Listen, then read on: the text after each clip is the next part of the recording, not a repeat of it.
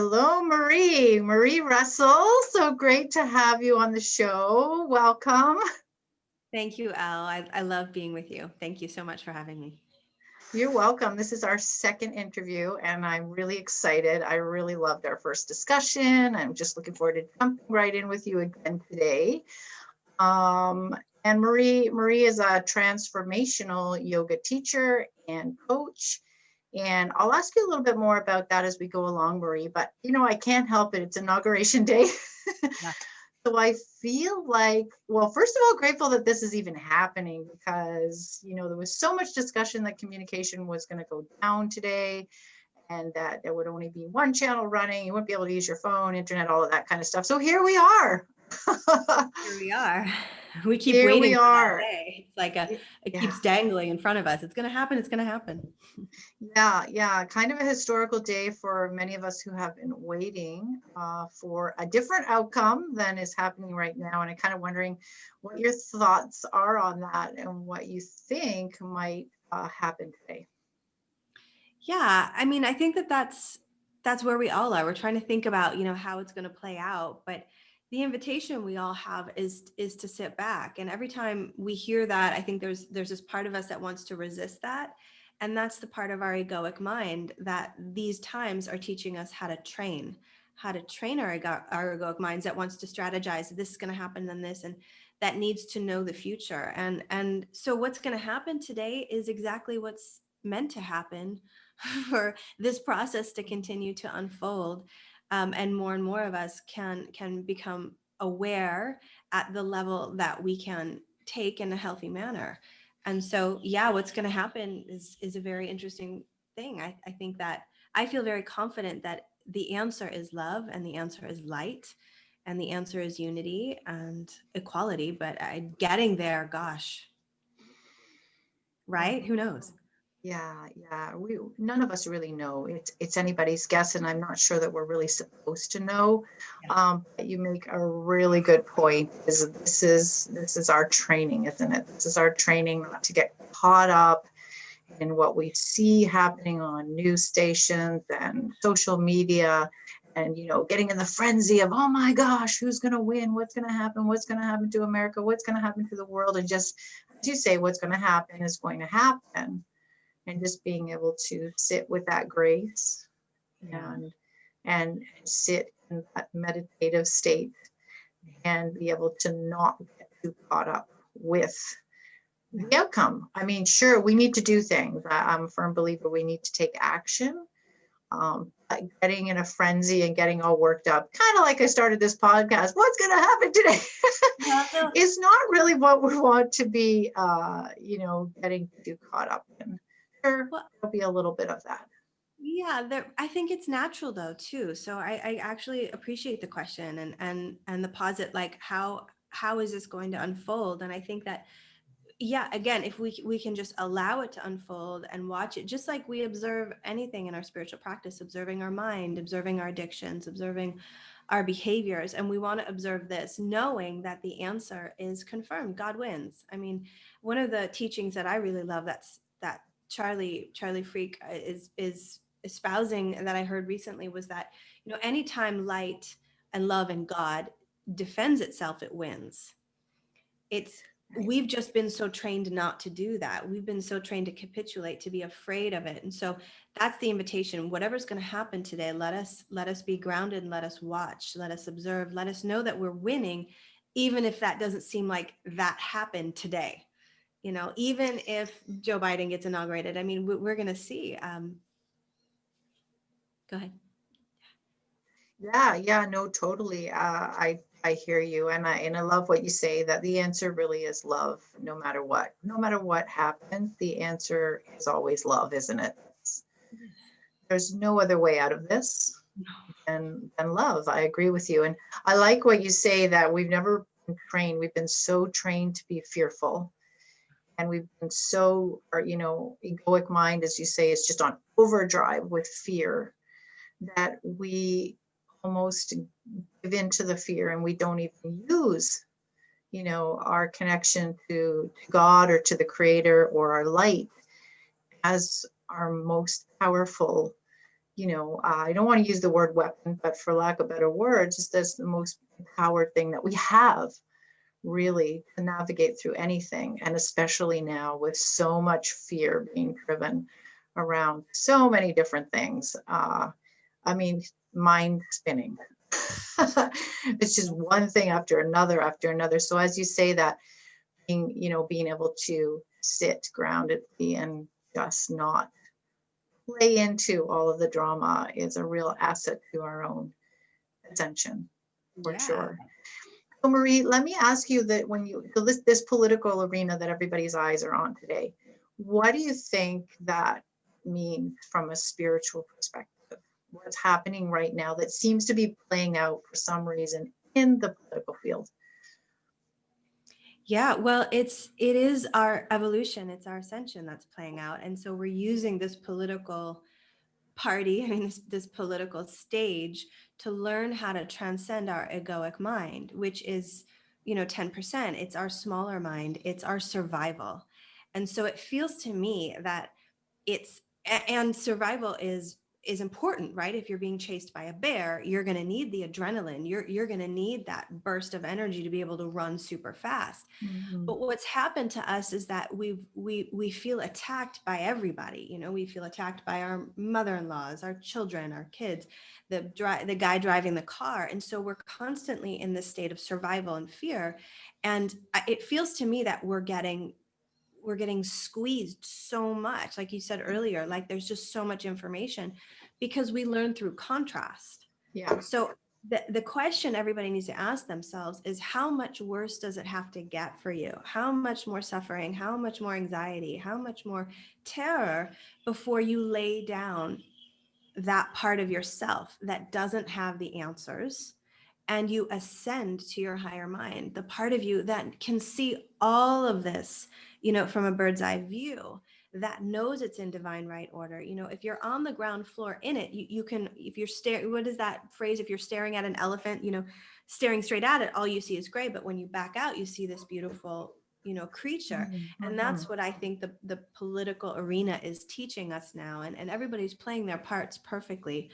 I tend to be of the mind, though, like, let's do this. Let's ascend. Let's get over our egos. It's the smallest part of us. We need it, if we need to defend ourselves, certainly. But at this point, it's just creating more of the problem. So it's like, let's grow higher. Let's get over this. Let's trust our higher selves, that our creator that has the answers, and that's playing this whole thing out perfectly for that function, for us to grow, for us to evolve. That's the function of this experience. That's the Right. purpose of it. Yeah. Yeah. It's really an ascension process that we all need to navigate through. And so when you said, let's do this, let's get higher, let's go to this higher frequency, this higher dimension. Do you have any suggestions or ways that people can do that, that might hear that, Marie, but might not know how to put that into practice? I think, the first step is awareness. The first step is just really being aware of your experience. How are you feeling in this moment? You know, if you're feeling anxiety, then you immediately need to say, Mm, okay, I'm feeling anxiety. What am I thinking about in this moment? Oh, I'm thinking that the world is coming to an end, and I have to get vaccinated, and I'm going to be in a concentration. So if you're thinking like that, obviously you are going to be experiencing anxiety, because thoughts manifest feelings, and thoughts and feelings create behaviors. So the opportunity all of us have is to do this transformational work in our minds. And that's why I love people like you, and everybody who's promoting this higher timeline, this narrative of peace on earth, because it's training us to manifest that using the power of our minds. The issue that most humans have is that we've never trained our minds. Our minds, our lower minds, are running our reality, and thus we have created this immense insanity we see in the world. That's what we're looking to correct, but we cannot correct it if we're at the effect of it. We have to go to the cause, and the cause is in our mind. And so we really need to start shifting our mindset and asking for guidance I think a lot of us are, again, in survival. So we think we have all the answers. We don't. We need help. We need to come to people like you. We need to be open to narratives that, that's why I love, people like Charlie Freak and Sasha Stone that are just way expanded, that offer us opportunities to continue to grow our mindset. So many people these days just think, well, what's on the mainstream media is true. We're not questioning, why do I feel this way? Why do I think this way? And that's what I'm speaking to in terms of awareness. We need to just focus on ourselves, focus on our energy. Does that make sense? Yeah, right? Oh yeah, totally, totally. I think it's totally about awareness, as you say, and consciousness, because we get, we get into that autopilot state, right? Where our subconscious mind is just running the show. And as you say, I mean, a lot of things that are going in our subconscious mind or going on in our subconscious mind are fear-based. And so if that's our point of attraction. So if that's what we're attracting, we're unaware that we're attracting that, and we're asking ourselves, why am I getting the same result? Why am I always in, fight, flight, or freeze mode? Why am I always in survival mode? Why is there always drama happening? It takes that consciousness to be able to recognize that that's happening and interrupt that pattern. And as you say, I totally agree with you that it's a shift in mindset, not even like changing a thought and changing another thought. That's great to do, but the whole total internal shift where that egoic voice is calmed down. You're able to witness it from a deeper perspective. I think what you're calling higher self. You're able to witness that from the higher self without being in the fight, flight, or freeze mode, which most of us are, right? Most of us are walking around constantly in the fight, flight, or freeze survival mode in the lower brain, because that's what we're constantly fed and digesting, as you put it so beautifully, Marie, in the mainstream media and social media, and all, especially now with all of the fears rolling out that are almost, they're making people face their own mortality in some respects, having a forced vaccination, or somebody dying because of a virus. So I totally agree with you. Yeah, it's all about consciousness, and most of us are unconscious. And this is the mindset shift that we need. And I'm imagining for you, Marie, because you are a yoga instructor, I'm wondering if you can talk a little bit about how your practice of yoga can help people make that shift to becoming their, in tune with their higher self, or more conscious of what's, playing out in their reality. Yeah, well, breathing is a very powerful tool. I mean, yoga is a very powerful tool. Yoga means unity consciousness. So let's just speak to the aspect of practicing what most people think yoga is, which is movement and breathing and things like that. What happens when you move and breathe at the same time is that you slow down time. And so when you're slowing down time, you slow down your mind. When you slow down your mind, your busy mind, your monkey mind, the yogis call it, you can see in between those programs. And so when you see in between those programs, generally you think, you see, you feel space. And that's why the yoga practice in and of itself is so powerful when it's done correctly. It's my practice is like, okay, let me spend these next 60 minutes and just take all of this anxiety, take all of this thought. I mean, it's not that you don't have it anymore. It's just, it's not true. And let me just take it and put it on the shelf for an hour. And let me literally inhale new information, higher vibrations. Let me inhale the ether. Let me fill my cells and my soul and my body and my chakras and my auric field with higher vibrations. So then after I do the practice, I look at that box on the shelf and I think to myself, well, I don't really think I want to pick that up anymore. And so we let go. We start to surrender. We give up all that's weighing us down. So even 5 minutes, even 30 seconds, even 3 deep breaths in the middle of an uncomfortable situation has the power to alchemize and to change it, because it stops time, it slows things down a little bit, so that we can see more clearly. And that's really where yoga becomes a healing practice, because we cannot heal what we're not aware of. And that's part of the problem that, I think the political arena is waking us up to. Like, we have to see our problems. We have to see this so that we can heal it, so that we can actually manifest the vision that all of us want at the end of the day. All of us want happiness and freedom. That's what the yoga prayer is about. All of us want to live in a reality where there's no poverty, where there's no trafficking. I mean, where there's no crime. That's obvious, but we're not existing. We're not actually doing the action required in our own micro realities to then manifest that in a bigger way until now, which is what the Great Awakening is all about.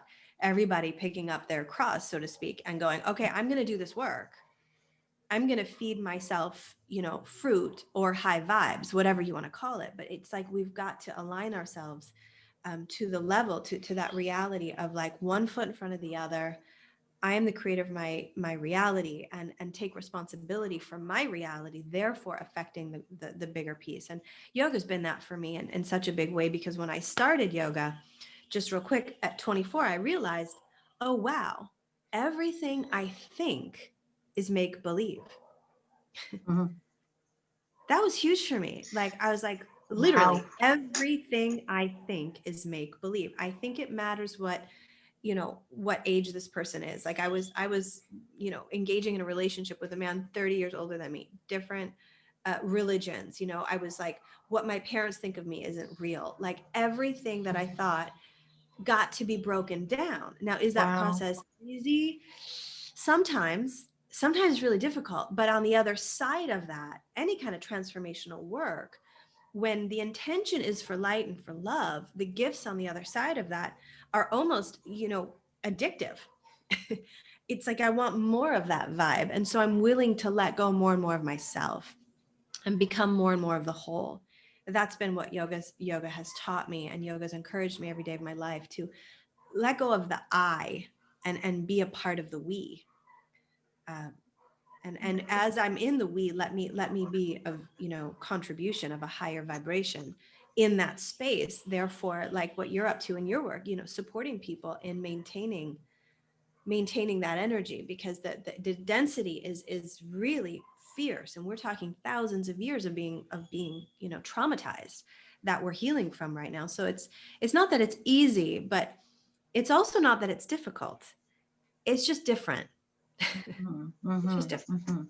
Yeah, beautifully said, Marie. That was really, really nice. I could get a visual of what you were talking about. And what a moment to come to when you realize that everything was an illusion. And Everything. just, I mean, that would be a life-changing moment. I'm sure I have a huge insight. And I like the way you describe what yoga does is it just calms that ego mind down and helps you look at things from a slower vibration and just kind of really realize how important are these things that are happening in our mind 24/7 when you can just breathe, move, and let go. And if we could transfer that practice into our regular life, we would be making that mind shift that you're talking about. If we could do that, because I know a lot of people like yoga and a lot of people like meditation. And for me anyway, in my practice, I hear people say, I do that. I do it every day for half an hour. I do it every day for 20 minutes or every second day. But then after that practice, it's back to, all of the thoughts and the programming running around. So, I mean, a big part of that healing is to be able to take what you know and what you have experienced as you have in your yoga class and transfer it into everyday life, Right. right? Well, that's why we do the coaching aspect of this work too, called yoga off the mat, because it's all Ah, great. It's all great if I'm like, oh, I mhm, just did an hour of yoga, I feel fantastic. And then I get off my yoga mat and someone texts me and I'm right back into my old patterns. yeah. It's like the phone turns into a buzzkill. We're not trained. We're not trained to actually accept and to believe and to trust that we're worthy of maintaining that higher state.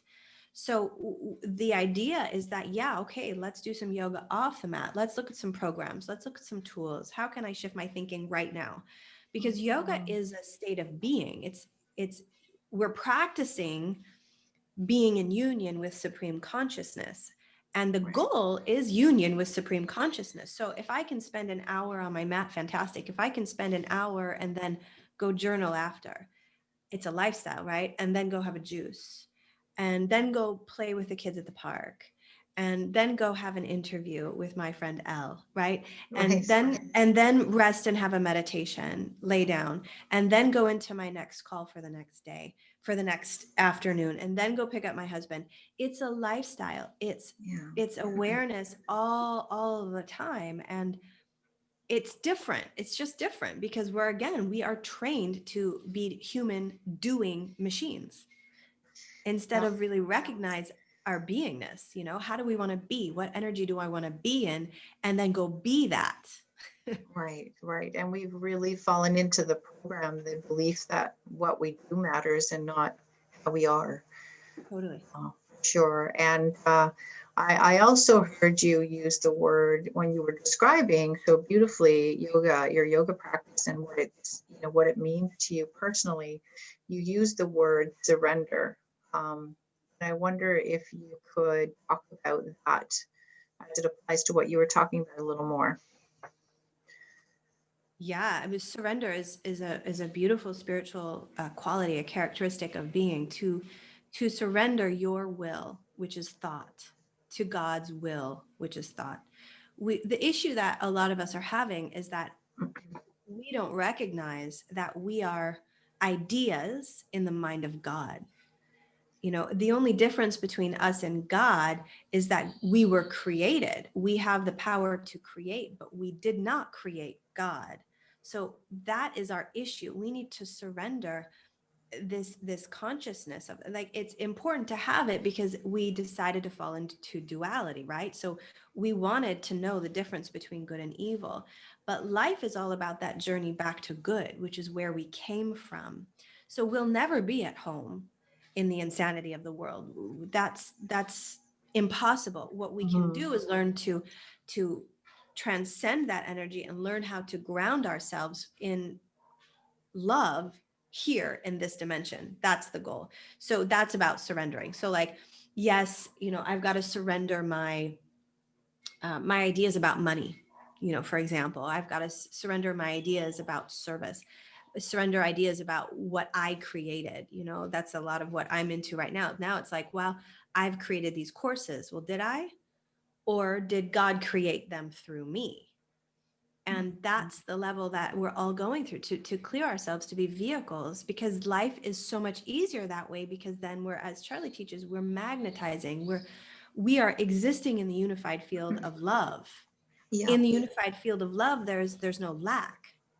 That's what it is to surrender. My will is, I need to take care of my family, so I need to then do all of these things so that happens. When, if I surrendered that thought that I needed to do it, it would then happen miraculously, because I would have had the power to change my mind.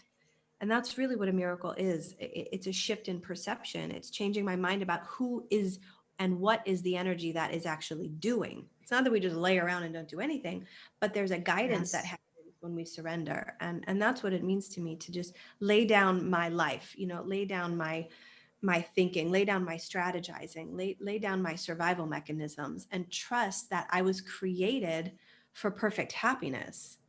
I was created as a walking miracle. And so then if I align to that energy, then I don't really need to do anything every day except wake up and be grateful and ask, okay, what would you have me do today? Who am I talking to today? Oh, okay, Elle, what time? Oh, I thought it was at 10, but oh, obviously, just like that. It's like, oh, it was like what I said before we got on. It's like, I'm multitasking, but it's like the present moment is where you stop time. And then things start to play out. And that's the exciting part, I think, about these days, is that more and more people are contemplating that. Like, Yeah. maybe. Yeah, yeah, for sure. Oh, wow. Really nice. Really nice. I like what you said. For sure. And I mean, we are living in this duality, aren't we? And we are battling more than ever good and evil right in front of us. And I think that it is definitely people are looking at ways of being differently. They're faced with, something bigger than they've been faced with before. And that's making a choice about their values and their beliefs and, where they want to go and if they want to live or they don't want to live, so many different things. And there's so much more opportunity now for people to reflect Yeah. and to be able to say, hey, maybe all those yoga teachers and yogis and, spiritual therapists out there, maybe I want to try some of that. So Yeah. I hear you, and it seems to be becoming more of a language that people understand. And Exactly. before it was kind of like, oh, that sounds really out there, right? Right. When now it sounds, yeah, very, intuitive. Yeah. And Beautiful. it's true, isn't it? When you learn how to navigate the ego and you learn how to navigate chaos, you really do, you are existing in love and you are existing in freedom. That's Mm, freedom, complete freedom. So I like the way you said, every time you can pull yourself out of that and exist in that space, you are connected to the divine. yeah. The pipeline is like it's straight through. It's not a lot of zigzags. um and surrender is a beautiful thing. I know in my life, whenever I've surrendered, I mean, made a real conscious surrender, which was usually in times of great pain. um everything would just everything that I was upset about would just naturally flow through and happen. And I mean, even just the energy flow of letting go. I am Mm, not in control of this, which uh, we all have gone through this journey where we feel like we are the ones in charge. And we want to be the ones in charge because we have that, separate experience with the ego. And the ego is like, you can do this on your own. You're the one who's doing all this stuff. And then you just end up with resistance towards life itself. And then you create, and in my opinion, resistance is stress. So then you're just living in stress constantly. Then the minute you surrender and you let go, it's like, oh wow. You can feel like, hey, I'm floating on a raft down a river now. I think before I was like trying to hold up a dam that yeah. wasn't Exactly. going to let this happen. I'm sure many people that are listening can relate to the fact that they've tried to do something over and over and over, and they're trying to figure it out and they're trying to problem solve it. And the minute they let it go, it's like, whoo, it just comes to them. Yeah. Really, that energetic shift is so important. But surrender is a Yeah. beautiful thing. I like the way you put that. A very beautiful thing. But go ahead. Yeah, no, Just one more add thing away. to say about that. I mean, I think in terms of surrender, what's really essential in this is that we're healing our relationship to our creator. And the reason Yeah, we don't surrender enough is because we don't trust that God has our back or that has the most positive intention for us. Because a lot of times what happens is when you do surrender, if I can say, the shit hits the fan, it sometimes can seem like things are getting worse, which is where we are right now, right? It's looking worse for those of us who have been rooting for a certain narrative to play out. It seems to be getting worse, but it's just that we were so anesthetized to it. We didn't realize actually how hard it is to go up against a river. I mean, there's a natural flow. There's universal energy that if we align to that, it's free, it's freedom, it's happiness, mhm, it's easy. So we're learning right now how to trust that energy of God, of love, of being inside our loving consciousness and getting out of our subconscious, because we've learned to trust that. We're normalized to the struggle, we're normalized yeah, to the anxiety. And so when people like you and me are out there talking about surrender, for even 6 months ago we were crazier than we are today. Today people are realizing, wow, well, I've been pushed so deep. I really don't know what's going on. I better just sit back and watch the show. Now the contrast got so extreme. And for some of us, that's what has to happen. It doesn't mean that hasn't happened for you or for me. It's just that we've been doing this. Like, this is what the last 15 years have been about, for me at least. I don't know how long for you, but long enough to know the difference of when I'm controlling and when I'm allowing. And you've trusted the divine enough to know that you will win, you will get to the other side of this, but that transformational process can be a little bit altering. That's the point of it. It's transformational work. It's meant to change you. Right, right, exactly. For sure. And that makes me think about, you've been doing a lot of interviews, a lot of podcasts with Charlie Freak, who many of our viewers would recognize.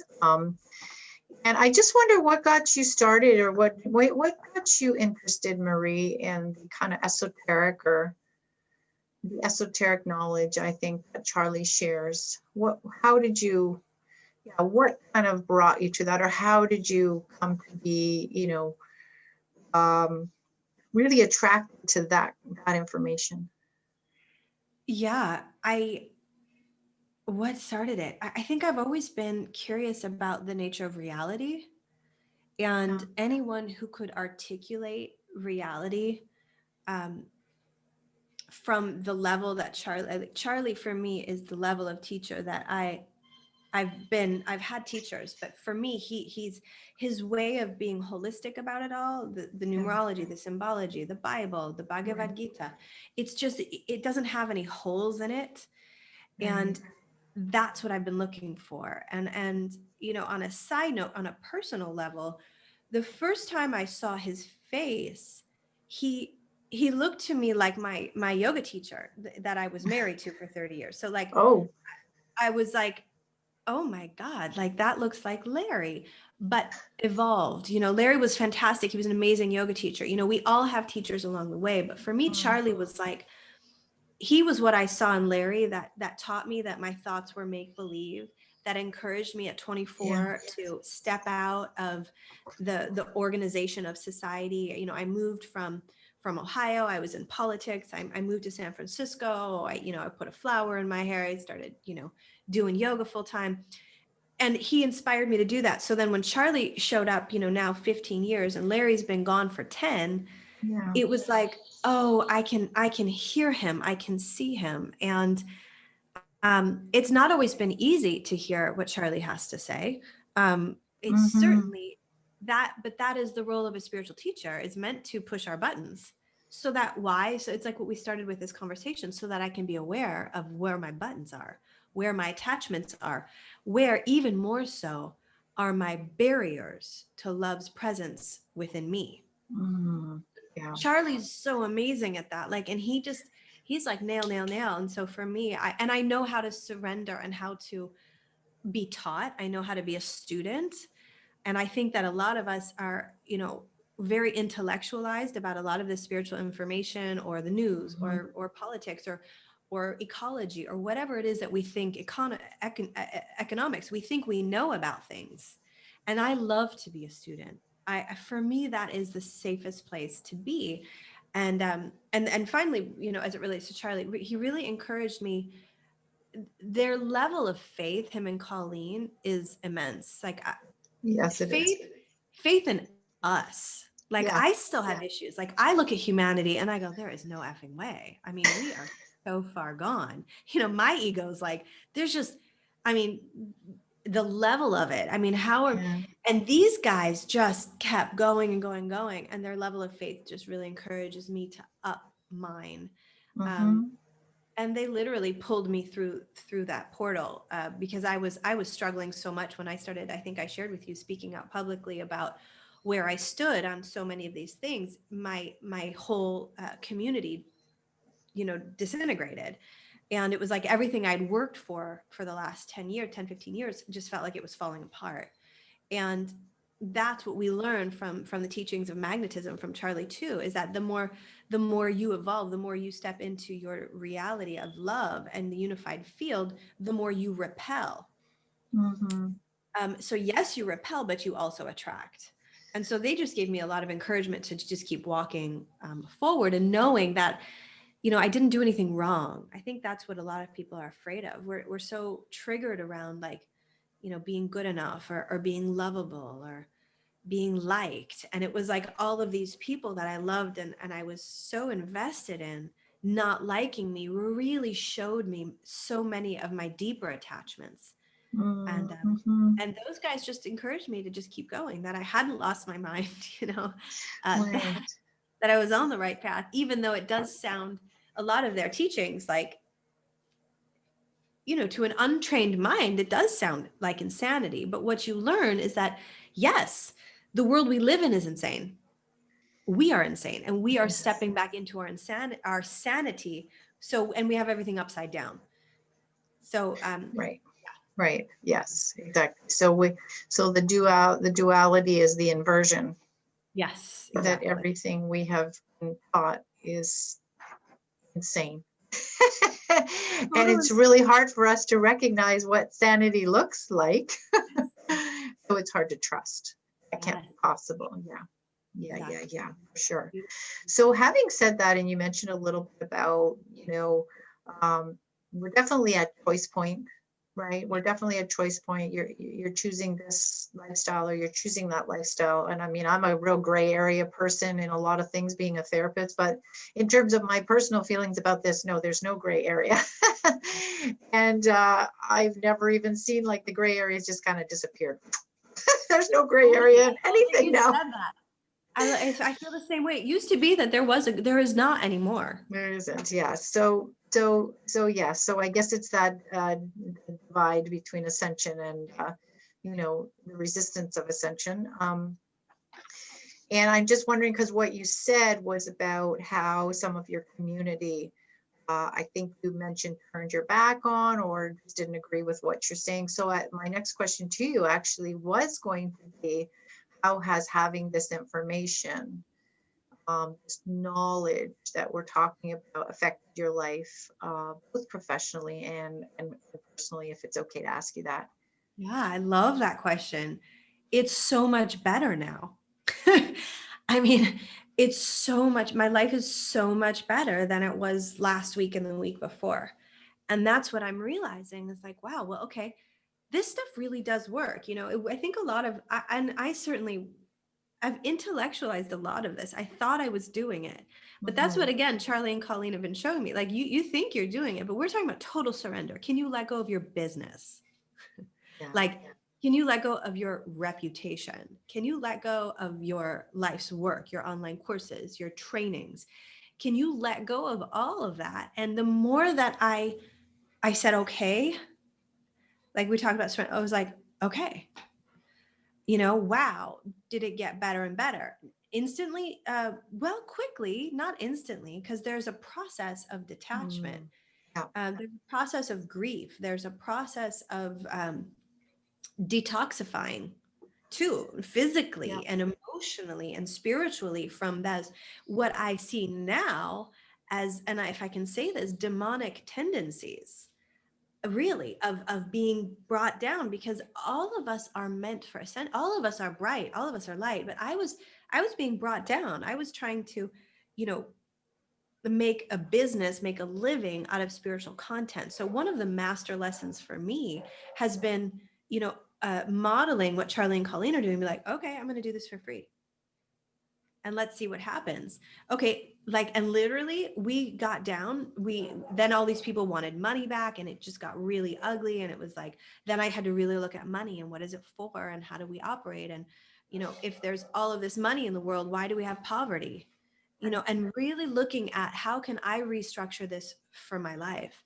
And my life has gotten so much better because I let go of my busyness, my proving, my needing to, it's like when someone gives me money for a service, what it does for me is it triggers this it's not enough. So I keep serving, serving, serving, and I'm trying to prove, prove, prove. Well, that energy in and of itself is not my God energy. God is not trying to prove anything. God just is. And so when I let go of that, I was like, and then all of these people came into my life, like, and I said this to someone and they were like, well, yeah, but are they paying you?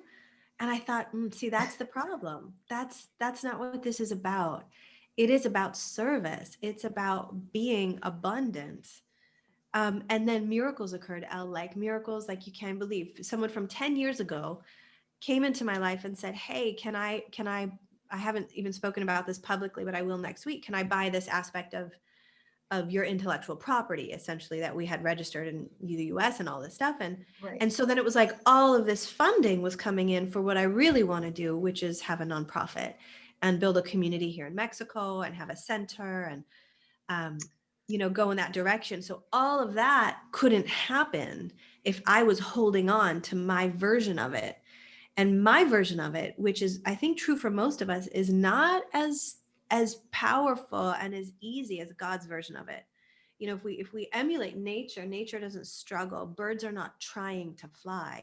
Flowers are not trying to be more beautiful than the flower next to it.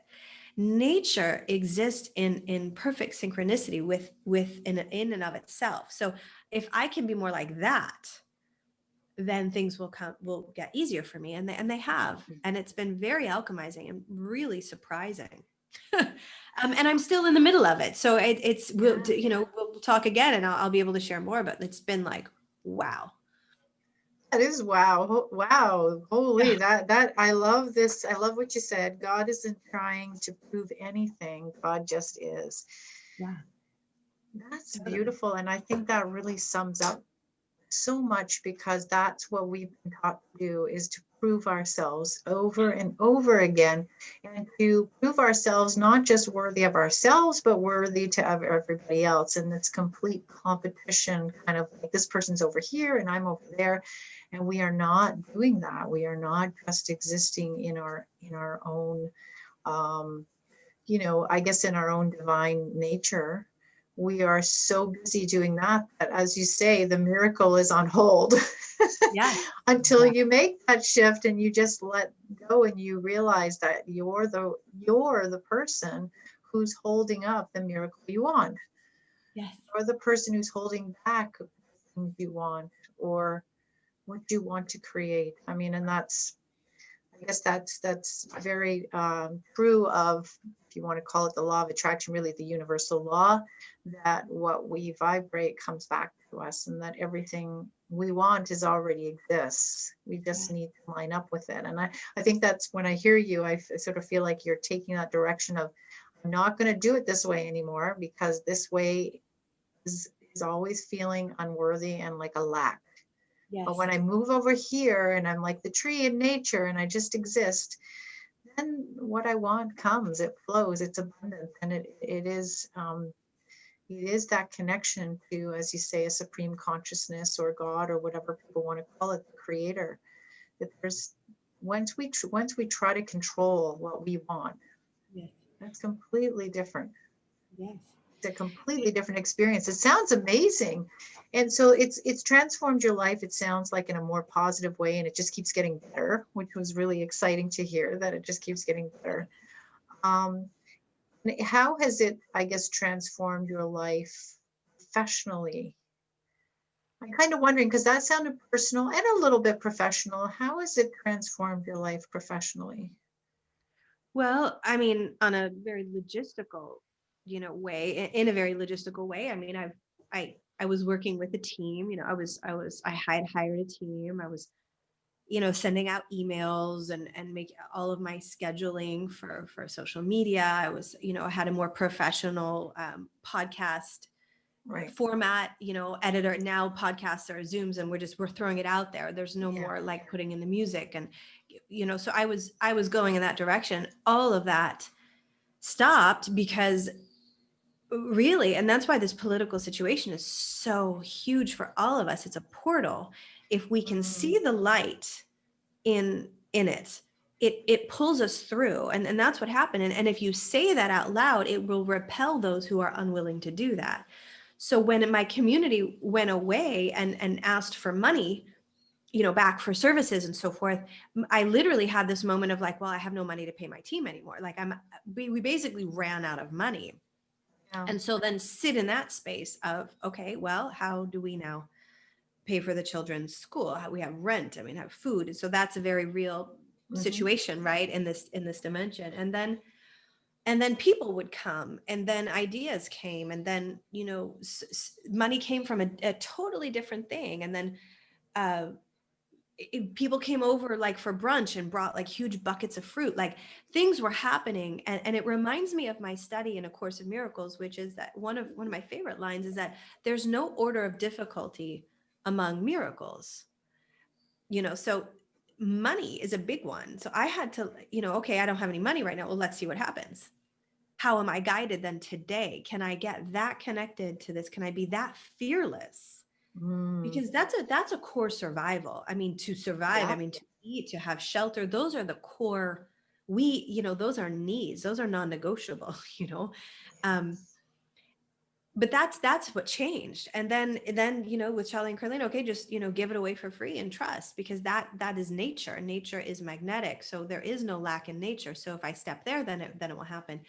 And it's a flow, it's an ebb and flow, and I'm just learning how to go with it. Like you use that analogy of the river, I'm trying not to hold on for dear life. I'm trusting that I'm an idea in the mind of God, and if God is, and God is love, then I'm a part of that. So how much more can I surrender into that? And gosh, I just can't explain it. I hope I'm doing an okay job, but it's just so Great. immense. It's so immense. It's so beautiful. I'm fascinated by it. I'm just like, wow. Because again, I think there's levels, and I think that I thought I was doing it, and I was, but the Mhm. energy of control and business and busyness and contracts and expectation and competition Yes. Yeah. is so toxic for my God self. It's Yeah. intoxicating. And so that's what I had to become more purified from. And I'm letting go, and I'm now like literally just giving away my stuff for free, and trusting that if somebody wants to contribute, and if I need money, then it will show up. Mhm. And that's interesting. And so, yeah, professionally, and very interesting and nuanced from this morning was that I woke up this morning thinking about one of my team members, and just how much I love her, and how grateful I was for her. She was on 11 p.m. I mean, this woman was working her butt off for our project, this yoga off the mat, this online training project, the Mhm. podcast, my branding, Marie Russell, like as if that was something, like trying to make Right. something up, um, and the Instagram, and my art, my graphic designer. I love these people. And so I was thinking about them this morning, and just like, wow, I'd love to keep working with them, but it was the money aspect of it. And so she wrote me this morning, and she's like, are we ever going to talk again? I said, absolutely. I love you. I miss you. How are you? So we're talking a messenger, and she's like, I see that you haven't been posting. I see that you haven't been doing stuff. I really want to help you guys out. I love this project. Let's talk. And so it was like, okay, let's set this up. I owe her some money, so I want to pay that first.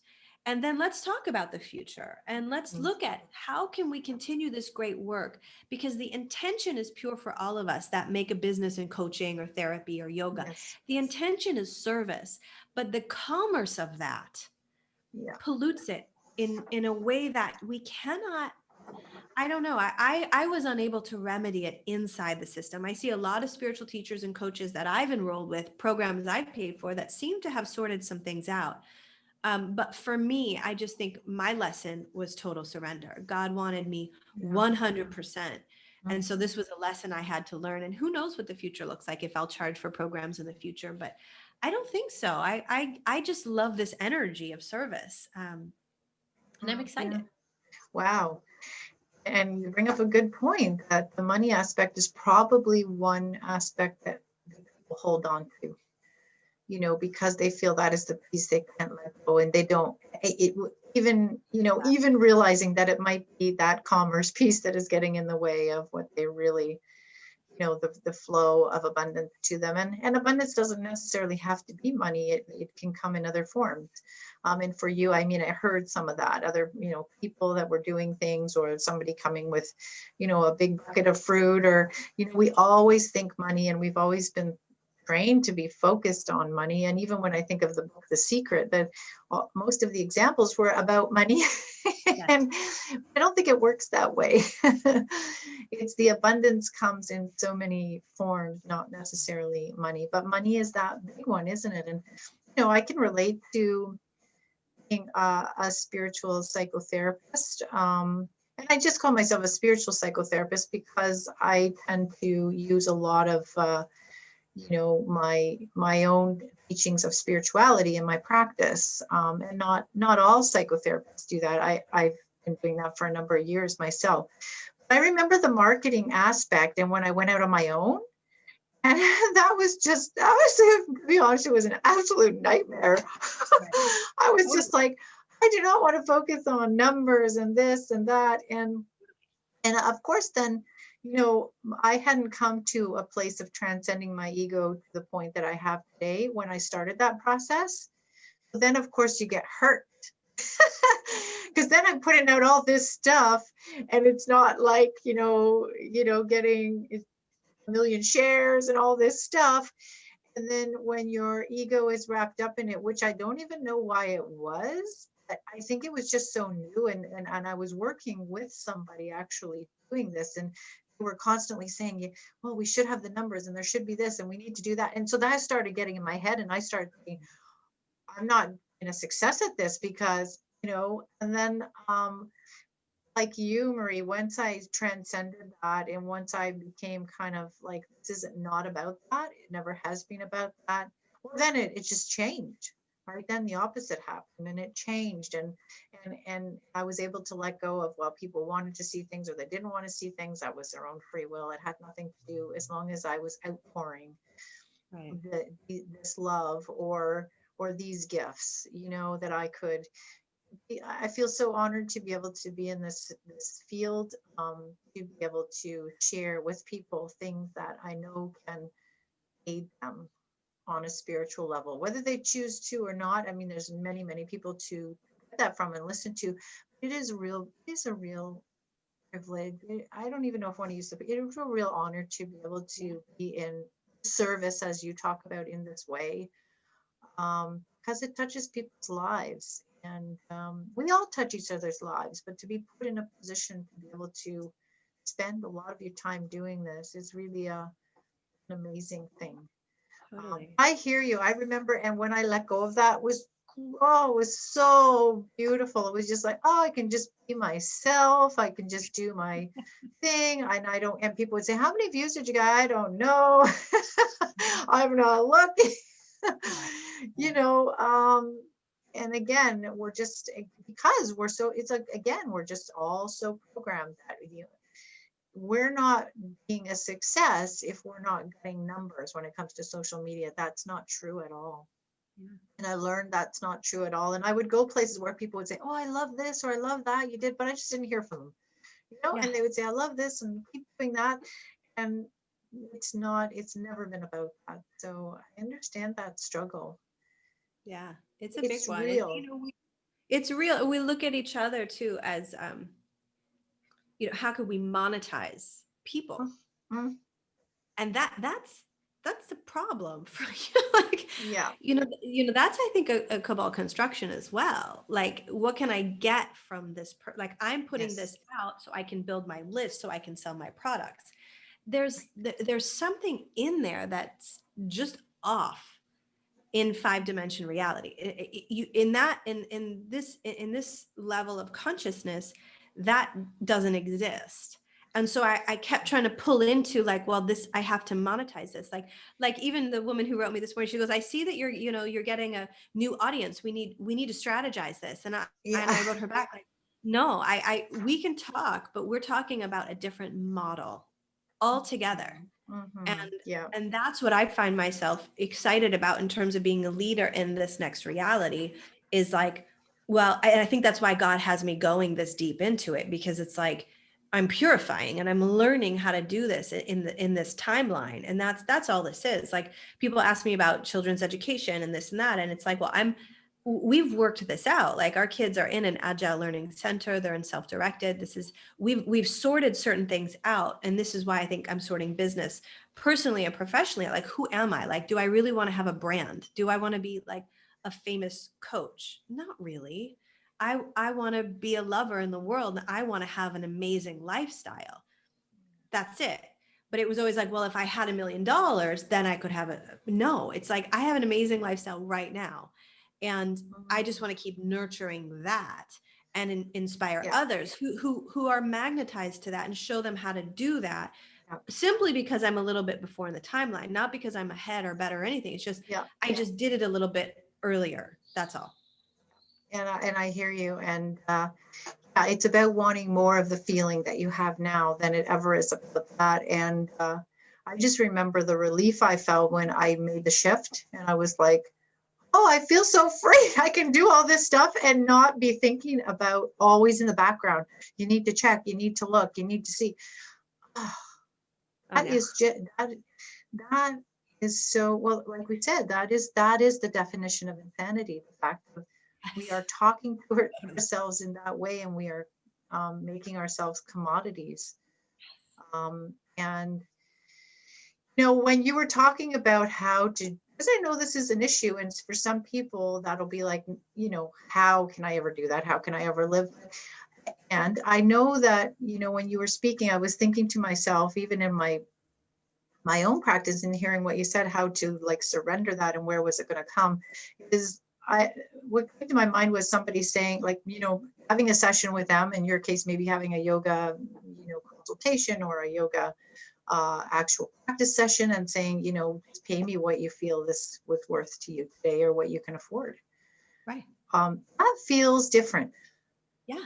I mean, it's not to say that, people that do this don't deserve money, but it's about value, and it's about energy, and it's not about what you can get, right?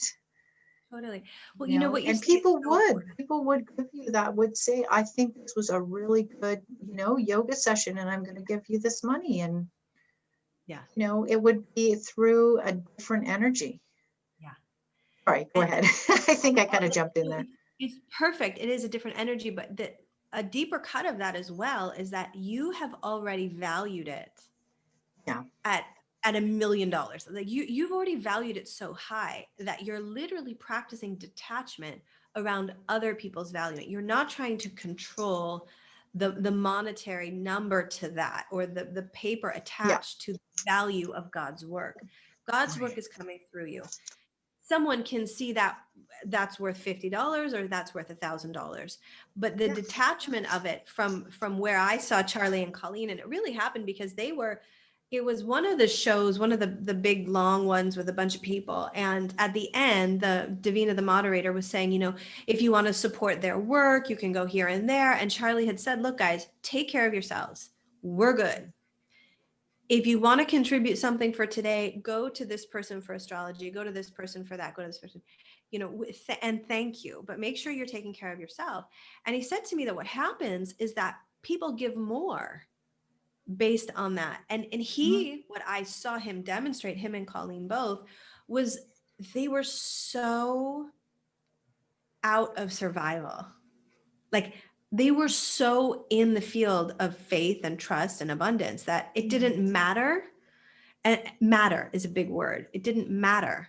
There didn't need to be a tangible matter to it. Less matters to them, so there's a lightness. And that's what attracted me to this. And then I said to my husband that night, and we were up all night going, well, okay, well, here, what would it be like then to let go of the business? And immediately it was like you said, I was like, oh my God, it would be so amazing, because the stress of it, and I didn't even realize it was stress. I had convinced myself that it was excitement, that it was my work. It was important. I needed people to value my work and all of that. But that was keeping me, again, dense. And so that demonstration, you asked me earlier about Charlie and Colleen, that demonstration of that faith is very attractive to me, because I've always known that that's where happiness and freedom is, even as a child. And knowing that this reality this doesn't make sense. I'm like competition, like sports in high school and stuff. Like people would like come after you for the ball, and I'd be like, just take it. Yeah, I don't really care about the ball that much. Like, Right. but it's like, you're supposed to want to be the best in school. I couldn't enroll in those systems. So I always struggled in that system. I always struggled in organized society. And so this was like, hey, look, the only way out is just out of organized society. And how far can you go? And that's what we did. We've been in Mexico for 2 years or so. So we've been practicing, but you just keep going. Yeah, amazing. It sounds like you have had some really interesting experiences over the last while of letting go, literally of many, many things. And it's encouraging. And I know for some people that hear this, they'll be just, right there with you, and other people will still, think, well, there's a limit. I can only go this far. In every step that you take and you allow that surrender, you face the next one. Yeah. Right. And so, I mean, it sounds like it's been just a very interesting journey for you, and continues to be an interesting journey. It's by no means over. No, I'm a And newborn. yeah, and I guess, once the ascension process, once you hit 5D there, then the others will be following behind, because it sounds like you're going to make it there quicker than a lot of people. I mean, you've gone pretty, you've really, you've really been courageous in being able to go as far as you have when it comes to that aspect. I think that's the biggest holdback for many people. Yeah. So I applaud you. That's fantastic. Gosh, thank you for the opportunity to share too. It's fun to look at it from that place, because I said to my husband too, I feel like a newborn. I feel like it's also new. I don't know how things work over here. I feel, and yourself too, probably around the 21st of December too, there was all of those light codes that came in and all this DNA activation that I literally for 6 days was high as a kite in a time when everything was falling apart. Like, Yeah. it didn't make any sense to my, my intelligence, to my egoic mind was like, how could this be? But Yeah. that's what it is. It's like, can I be new? Can I be taught? Can I exist in a place where it doesn't need to make sense? And like, to the people that look at this and go, wow, she's extreme, or she's crazy, or she's awesome, or whatever, it doesn't matter.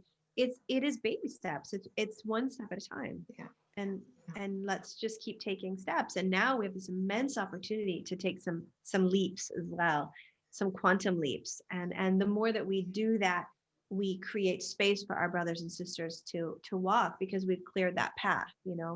And that's what's encouraging me to keep going, is that I can see that people are resonating in a way that's different than expecting money from them for that. I'm receiving so much love and so much energy, that I'm uplifted. So that person, well, are you making money? I'm like, no, but the levels of love right now are so immense that I'm literally like walking around on clouds. I don't need food anymore. Like, literally stuff it's just wow. So that's Wow. enough. Like, that's amazing. Yes, that's amazing. And what an incredible thing to be able to, witness the chaos in a place of your own joy, because you've transcended that. And I think that's it. That's what we're all being called to do, right? Is step out of it and transcend it and look at it and dissolve it, because that is not what we are here for. Yeah. And so with that, I'll let you have the final words, whatever you want to say and send off, and we will wrap up. Thank you, Al, for the opportunity. I mean, I think being with you feels really safe. I think it's probably why I exposed so much to it, because I think people are used to sharing with you because you hold that space. So I just want to acknowledge you for that. You hold the space of possibility. And so calling yourself a spiritual psychotherapist is totally spot on, because to be at that level is just to say, look, I'm holding the space for higher possibilities. And what we do in this work is take all that doesn't think that higher possibility is real and bring it forward. That's what surrender is. You're taking the dark to the light. I really resonate with that statement. We're taking, that subconscious, those patterns, those controls, and we're bringing them to the conscious mind and surrendering them to the superconscious mind. And that's what I think that all of us these days, that is what time is for. So even if you can only say, okay, for an hour, I'm going to listen to this podcast, or I'm going to practice yoga or whatever, see if that's what time is for. Let's spread out more of that. Let's see if we can create more space for that. And so, yeah, let's try not to get all wrapped into all of the narratives and all the stories. At this point now, it's about being the curriculum of love. And so any amount of that adds to the collective. And wow, then think about the unlimited possibilities what things can be when we let go of our will and surrender it to the divine will, which is ultimate joy, ultimate happiness, ultimate bliss, absorption, ascension, all of that. And that's, yeah, why not? What have we got to lose in the end? It's like, What have we got to lose? Looks like we only have something to gain. Thank you so much, Marie Russell. Beautiful, great conversation. Thank you. Thank you. Thank you for having me. I'm so happy. Charlie's brought together so many amazing people. Like Yes. I met you through Charlie and is so inspired, and Sasha Stone, like how you were just like having these conversations with these guys in a time when I was so afraid to do so. And so thank you for being a teacher for me as well. I'm so grateful. Fantastic. Thank you so much. God bless. Bye for now. Bye. bye.